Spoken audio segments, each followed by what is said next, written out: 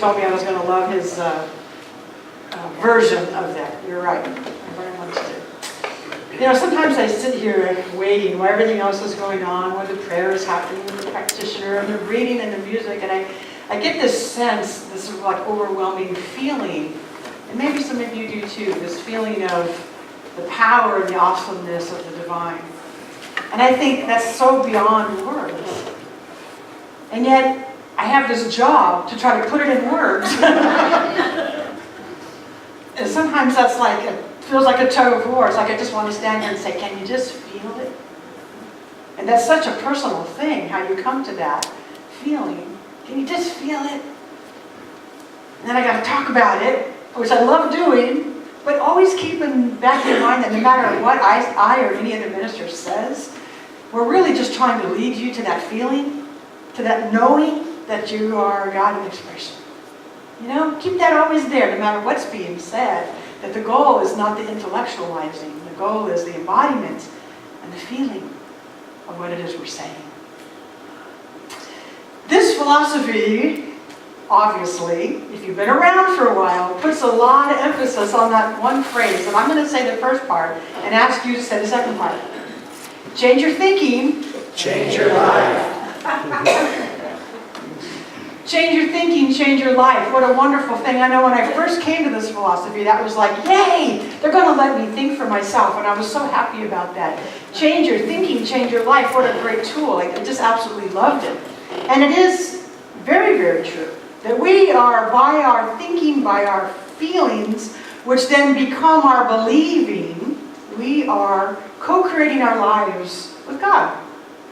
We're not puppets of God, right? You've heard me say that before. We're not puppets. We have been given all that we need intellectually. We've been given all that we need emotionally. We have been given all that we need humanly to live a beautiful, spirit-fulfilled life. It's all right here. And so that change your thinking, change your life is an absolutely beautiful, true statement. Because our thinking is the conscious part of us that informs it. My thoughts inform my beliefs, and then my beliefs become my life. So here we have this wonderful tool at our disposal. You know, it's like, oh, cool, I can change my life. We have this wonderful teaching. Oh, we can do prayer treatments. We can learn how to do affirmations. We can have all these tools we can use to help us move our lives along. It tells us you're not a victim to life. Well, I don't know. There are occasions where being a victim would almost be easier, because then we could blame something. But this philosophy says you don't get to blame something or somebody. We are self-responsible. Really cool, and sometimes really not so cool. Because it is really, just let's face it, it is sometimes easier to blame someone else for our problems. But you're here, so I know you don't want to do that. You want to live in that place where you know, I'm not a victim to this world. I get to choose my thinking. Okay, all really well and good. And then every once in a while, we bump up against that wall that says, all right, I'm doing my affirmations, I'm doing my treatment, I'm working on changing my thinking, changing my life, I believe this, I'm working it. But why doesn't my life seem to be changing very much? We come across that, and we bump into that, I'm doing it. We come to the conclusion, I must not be doing it right. I must not be doing it good enough. At least that's what I went through in my journey. And I know from a lot of you as my students, that's what I hear. It's like, why isn't this changing fast enough? Well, let's just forget the why for a minute. Because where I really want to go with that feeling is, okay, yes, sometimes we do bump up against, why isn't it changing? It must not be good enough. We must not let that become just another reason to beat ourselves up. Because we humans can do that so easily already. So when you bump up against those walls of, why isn't this changing fast enough? Please, please, please get off your back.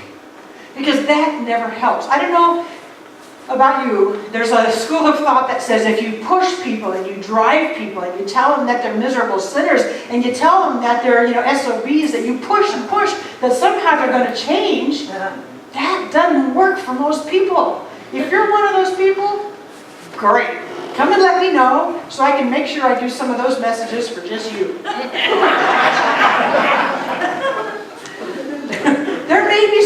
didn't like that approach.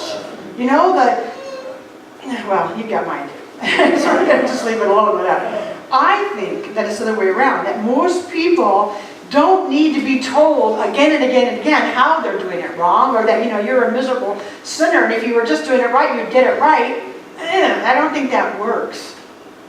My own personal story is that I suffered from a pretty terrible disease for, I'd probably say 30 years of my life, from at least 10 or 11 years old to probably 40-something.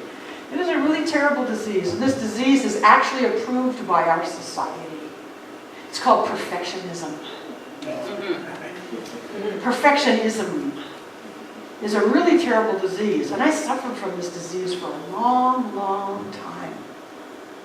That disease that says, if I'm not better than everybody else, then I must be doing it wrong, and I'm not good enough. If I'm not the best in my class, if I'm not the best clarinet player, if I'm not the best baseball player, whatever, you fill in your own blanks. There's only one other place to go with that is I'm not good enough. That's really a hard place to live. And if you've lived with that disease, you know exactly what I'm talking about. If you haven't lived with that disease, but you know somebody else who has, maybe it'll invoke your compassion for them. Because it's a really hard place to live, feeling like you always have to be the best at something, or else you're going to put yourself down. You know, it's the beat on the back thing. And I did that for many, many years of my life. Thank God I was finally able to outgrow that. And you know what helped me outgrow that? This teaching. This philosophy right here. I came to this in 1989. And when the minister started to say, you are a beautiful creation of God, and who you are is whole and perfect and complete. And when she said things like, you don't have to compare yourself to anybody else. You get to be unique just the way you are. It sounded so exciting. Yeah, I want that. I want that. I want that.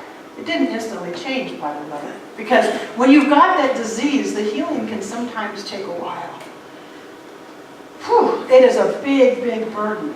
But hearing over and over and over, you are complete, you are whole, you are a perfect child of God. Eventually, for me, it began to sink in. And I want that to be for you too. So if you've got that disease, there is hope, there is a cure. It's called understand that I'm a child of God. And then learning how to really live with that on a day-to-day basis. Now, when you get to those places, like I was saying earlier, that we get to the places where we say, I must be doing it wrong, what's wrong with me? What's wrong with me? I must not be doing this right. There is a really excellent article in the Science of Mind magazine for March. And I'm going to just share with you a few little pieces from this article. It's by these two guys who are scientists. And they're coming from a neuroscientific point of view. Okay, and so here's a couple little excerpts. He says, even though millions of people practice daily affirmations and meditation, many continue to be bothered by worries and fears and doubts and what's wrong with me, right? That's what I've just been saying. What's wrong with you? The neuroscientific answer, they say, nothing.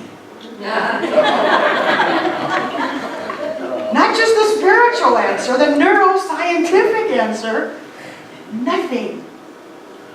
Here's what they say why. He says our prefrontal lobes, one on the right and one on the left. The right side tends to be more pessimistic. The left side tends to be more optimistic. But every day, we can only focus on one or the other, the positive or the negative. Okay, we know this spiritually. Where do you want to put your attention? On something more positive or on something more negative? Well, our brain's doing it too. So we have to really work in that space to keep ourselves focused. But get this. This to me was like, oh my gosh, a breath of fresh air to hear this. It helped me get off my back when I read this. Our brains encode failure more easily than success. Neuroscientific. Not just feel-good spirituality. They're saying that so in other words, we are hardwired to take on the failures more easily than our successes. What's wrong with